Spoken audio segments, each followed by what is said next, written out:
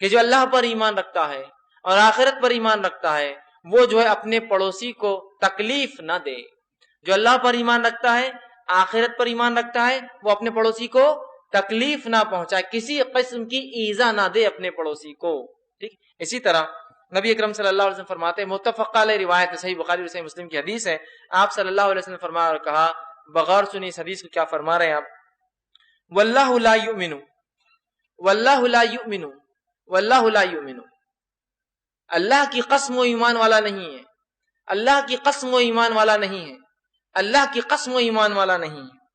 صحابہ نے پوچھا، فقیل له من هو یا رسول اللہ، اے اللہ کے رسول کون ایمان والا نہیں جس کے بارے میں آپ 3 بار گواہی دے رہے اللہ کی قسم و ایمان والا نہیں، کون ایمان والا نہیں؟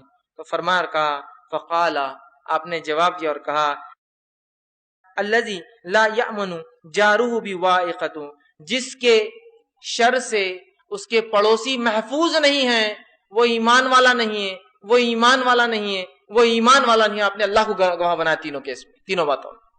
جس کے پڑوسی کے شر سے، پڑوسی کے شر سے دوسرا محفوظ نہیں ہے تو وہ ایمان والا شخص نہیں ہے.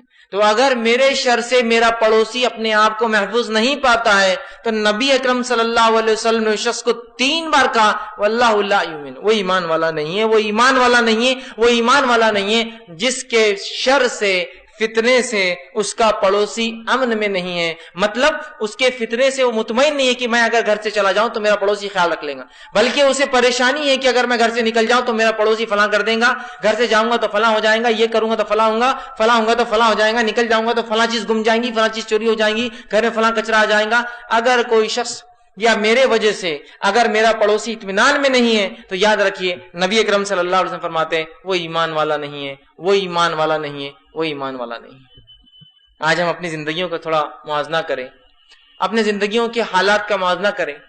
ہم نے کتنی تکلیفیں اپنے پڑوسیوں کو دی ہے، نہ اس پر کوئی پشیمانی ہے، نہ اس پر کوئی غم ہے، نہ اس پر کوئی معاملہ بالکل ایک دم ایک ترہ ہے، ایک فخر ہے کہ سبھی جگہ ہوتا. یہ کون سی نئی بات ہے؟ میں آیا تھا مجھے سب نے تنگ کیا، اب ہم مل کے سب کو تنگ کرتے جو نیا آتا ہے، اس میں کون سی نئی بات ہے؟ مطلب اس چیز کو ایک طریقہ زندگی بنا لیا ہے. یہ دیکھیے اسلام ہے، یہ اس کی تعلیمات ہے اور یہ حق ہے اس نے پڑوسیوں کے. اور یہ پڑوسی غیر مسلم بھی ہو سکتا ہے اور مسلمان بھی ہو سکتا ہے. اگر برا سلوک ہے، اس کے فتنے سے پڑوسی محفوظ اپنے آپ کو نہیں سمجھتے ہیں، اس کے شر سے اپنے آپ کو محفوظ نہیں سمجھتے تو وہ انسان ایمان والا نہیں ہے، وہ انسان ایمان والا نہیں ہے، وہ انسان ایمان والا نہیں ہے.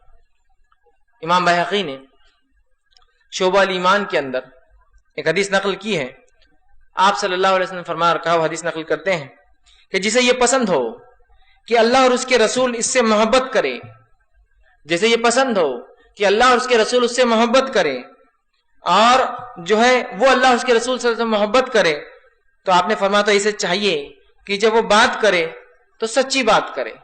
اگر کوئی چاہتا ہے وہ اللہ اور اس کے رسول سے محبت کرے، اللہ اور اس کے رسول سے محبت کرے، تو اسے چاہیے پہلا کام سچی بات کریں. جب امانت پکڑائی جائے تو اس میں خیانت نہ کرے جو کہ تو لوٹا دے.